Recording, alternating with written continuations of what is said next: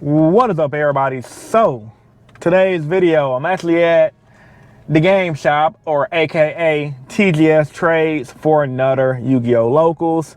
I got about 8 minutes to sign up for the tournament. I literally just made it here in time. Traffic was horrible during rush hour. It took me an hour to get here.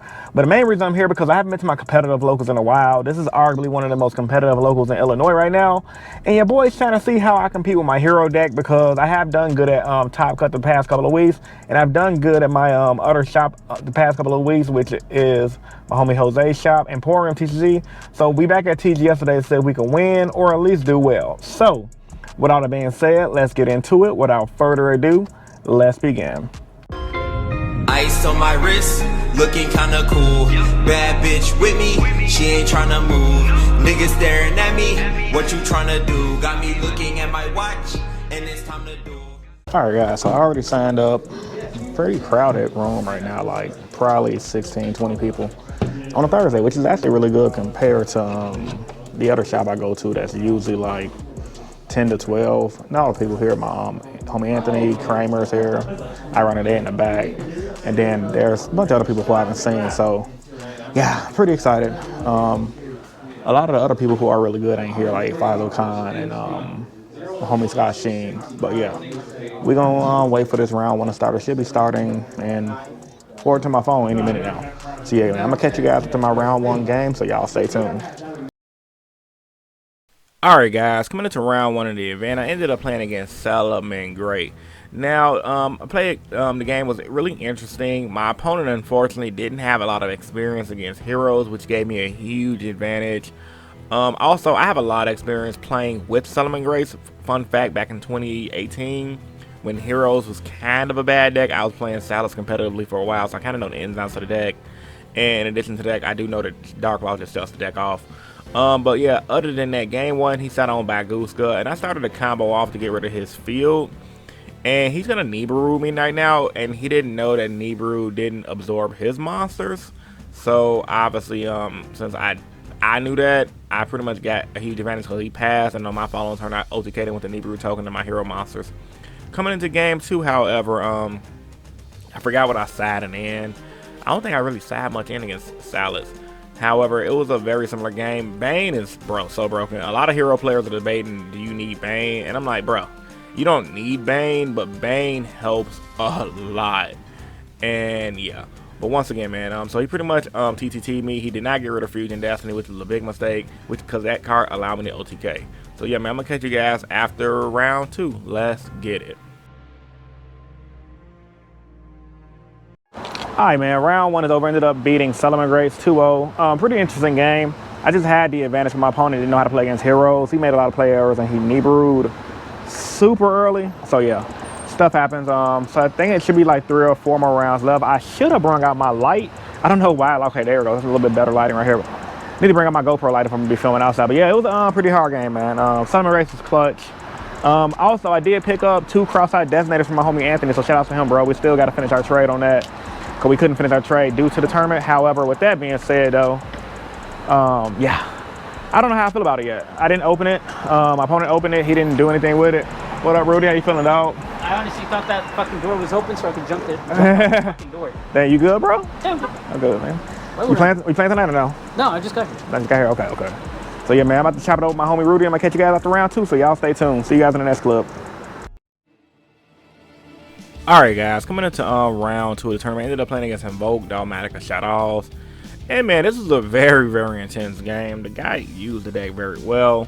Game one, he pretty much went first, I believe, and he pretty much set up a good board. Fun fact, I lost most of my die rolls today, so I was going second most of the time today. And my opponent set up Shadow Schisms. He had pretty much everything he needed to whoop my butt, and he had all of the Dogmatica engine in his hand. So essentially what's going to happen game one, he's going to slow me down with Window. Then on his following turn, he's just going to start spamming the field with the Dogmatica monsters, and just with all his Invoke monsters, and just going to go for the OTK, which kind of sucked because like my hand was kind of like weak because of that Window play he did. And yeah, man, that deck is good. Like, I usually have no problem with the deck. I typically always lose game one. I usually win up game 2 and 3. Coming into game 2, I decided to go first, of course. On Saturday, my anti-spell fragrance, and I actually drew it, luckily, thank freaking God. And I'm gonna set up pretty much a board of like Dark Law. I hero lives first. He just rolled me. I'm like, ugh. And the reason why I just hero lived out, so I usually would have went for like a Stratos place if I was going first. The reason why I brought out my hero monster, the level 4 dark one, is because I wanted to try to do a 4 summon play and didn't run into Nibiru, and I had to set up the anti-spell. And I honestly wanted me to game Shadow Mist. I don't know why I forgot Shadow Mist's name just now, guys. My mind just went completely blank. But yeah, man, I brought Shadow Mist, control the board with Dark Law, Dread doesn't matter, and anti-spell, which allowed me to win game 2, which is really, really good part. Coming to game 3 now, this is another grinder. I sided out the anti-spells because I figured he was going to want to go first out of his board. And I'm pretty sure I sided in my Cosmics, my Harpy's Feather Dusters, and I think I left my Cross-Eyed Detonators in. I could be wrong, but I'm pretty sure I left them in or sided some of them out. So like I said, with game 2 we went back and forth. He is going to end up winning game 3. Due to, I ain't gonna say, well, it wasn't really due to time. He had an amazing hand. And yeah, we were going back and forth. But if it even wasn't for time, he would have won regardless. But like, he already put a big, he had a big field on board, and I was a little lower life, time was called. But he was gonna win regardless. Like, I just got beat. First time losing against this deck forever. So, hey man, stuff happens. But yeah, man, like I said, he played the deck well. Good job to the player. And yeah, man, I'm gonna catch you guys after round 3. So let's get it.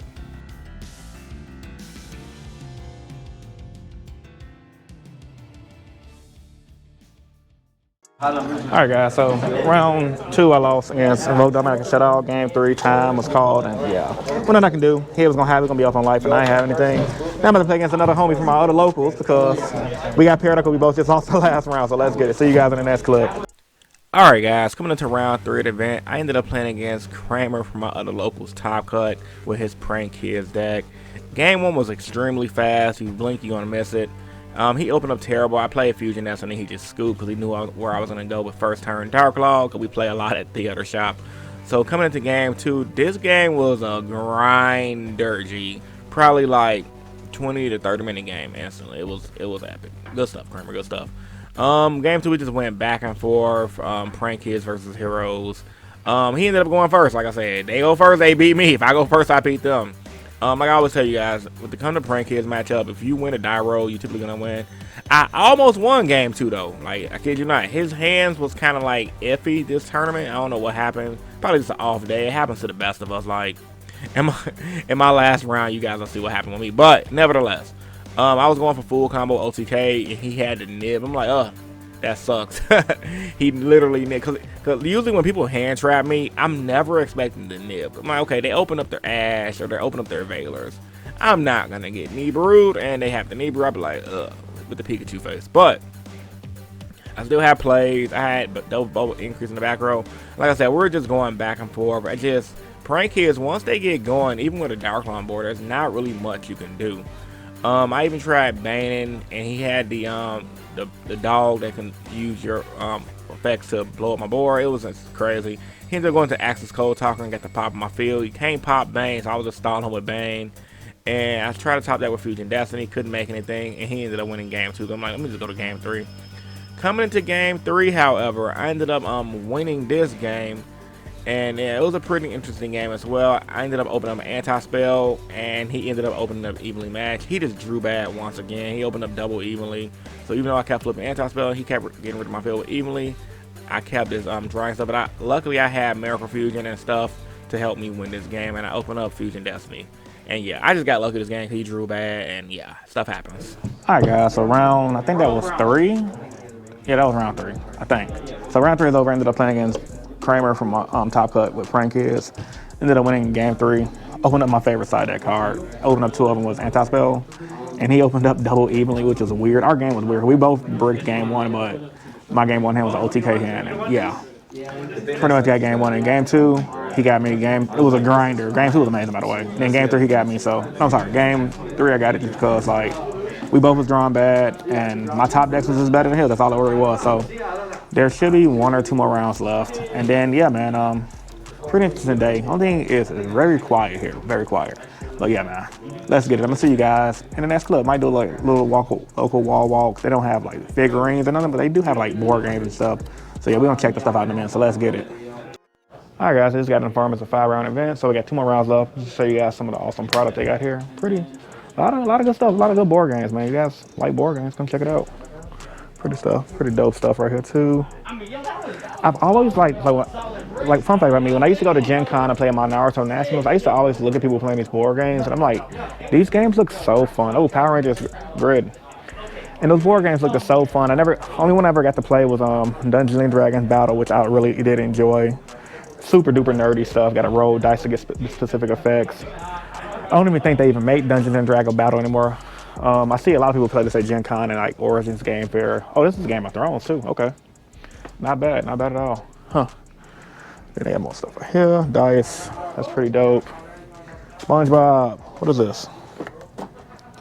Trivia Pursuit. Okay, it's one of them trivia games. That's pretty dope too. Sushi Go. Kind of reminds me of if you guys do crypto sushi swap. That stuff down here, dude. More Pokemon singles. What up, Rudy? How you feeling? Good. There's a lot of good Pokemon stuff. Really pretty. Oof.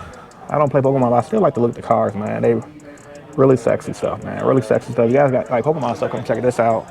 All the Yu-Gi-Oh product. Don't have the structures in yet because the shipment's delayed, which sucks.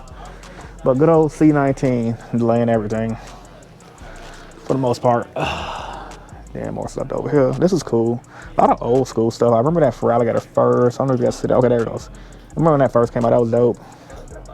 Misty's Gold Duck. Blaine's like people in grammar school used to kill for these, bro.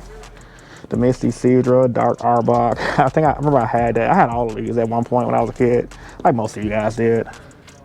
The stuff down here. Ooh, Deoxys. Deoxys was my favorite psychic back in the day. And then some of the other bigger stuff down here. And over there. Then I got some of the mats right here. I thought it was a spin around, it didn't spin around. A little older mats for the most part, but a lot of championship mats. Like I said, a lot of pro players come here. And I want to say just left them here, gave them away, but the shop has mats. That's money back collections, and that's pretty much it. For the most part, that's everything they got, because behind here is just like, just Pokemon stuff. Oh, Yu-Gi-Oh singles, this is what I was looking for. Yu-Gi-Oh singles, okay. Cypher and Lord Omegas. Single stuff is good as well. Is that Digimon, bro? No, that's that look like Digimon, but I forgot that archetype. More stuff down here as well. I like to come at every shop and look at their singles because everyone has different stuff and it's really interesting. A lot of hand traps, to say the least. Nothing much, but a lot of good stuff. Pointer Red Lotus, that was expensive at one point. A lot of people was running that in their side deck. Golden matches, I kind of need to play set of Goldens. Might pick those up eventually. The rest of it is just like Pop Wall. Pops are pretty pricey, man. Pretty pricey. SpongeBob. Man, that SpongeBob looked doped out, man. That's pretty much the shop in total. Not that, well, most of the shop is the game room, which is really huge. The rest of it is just simple stuff. So yeah, man. Yeah. Guess there's 2 more rounds left. There's 5-round locals, and we'll catch you guys after round 4. Let's get it. All right, man. So I'm sitting at my table with, what's your name again, sir? Josh. Josh, he wanted to shout out his Instagram for you. Yeah, so it's NJ Hearts, and then it's NJ Hearts Gaming. So I just do card opening and just content of card games and TCGs. Go check him out, man. Go check him out. Do you have shout out to? I got a shout out to Big Booty Bitches. There you go, man. I like that. I like what you're saying. I like what you're saying, man. All right, so we're about to start our round 4. I think this is round 4. Yeah. All right, let's get to see you guys in the next one.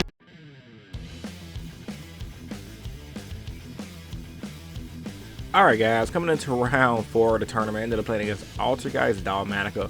Now mind you, I don't follow none of these PPG tournaments or nothing like that. My homie Anthony was telling me this is a variant that ran the PPG tournament.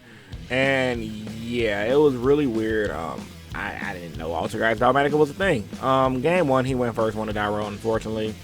He set up his board. Luckily, I have a lot of experience with this matchup from playing against people at Top Cut.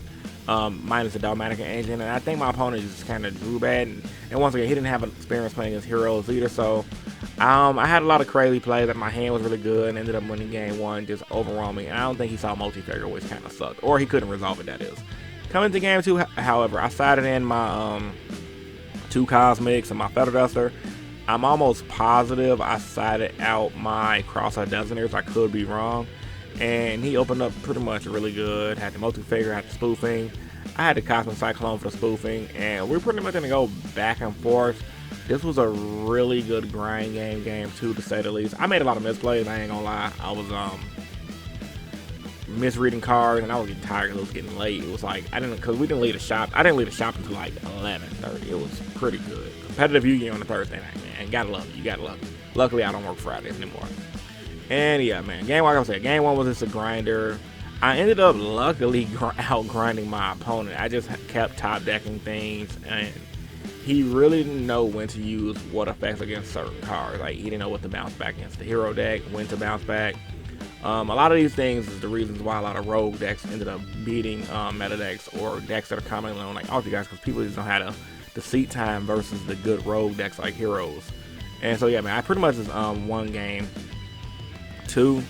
I kept top decking things, Stratos, and even though he had the multi-factor with Soliloquies, he was burning through resources like crazy, and I kept gaining resources. I did have like Celestial in graveyard, and I kept searching out my Stratos to keep my hand consistency up. And yeah, man, that pretty much got me game 2, and I also was able to make Dark Law, and yeah. So yeah, see you guys in the next clip. Alright guys, so round 4 is over. Ended up beating Altergeist, and I think it was either 2 over game 3. I forgot, man. I got a headache and I'm hungry. I ain't ate nothing since like 5 o'clock. The games went as follows. I believe game 1, I came back and won. He's playing like Altergeist Dalmatica. It was a really weird build, but I got it.